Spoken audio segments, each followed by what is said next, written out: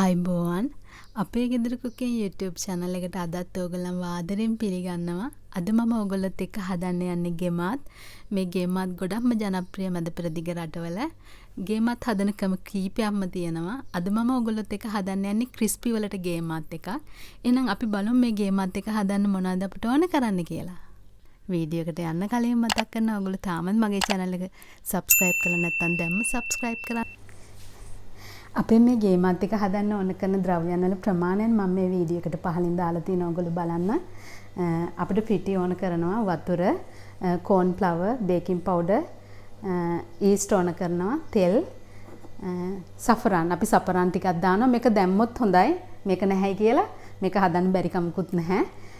එහෙනම් අපි බලමු මේ ගේමත් එක ක්‍රිස්පි එකට කොහොමද හදන්නේ කියලා.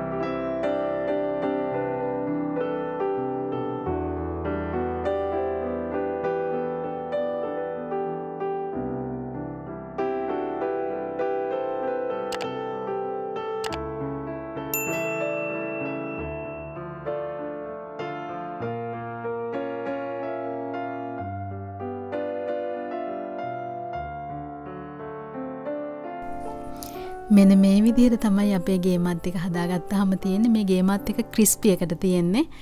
මම රටින්දි පැණි තමයි මේකට දාගත්තේ. ඉතින් ඔයගොල්ලෝ මේ වගේ රසවත් ගේමත් එකක් හදන්න, හදලා රස බලන්න.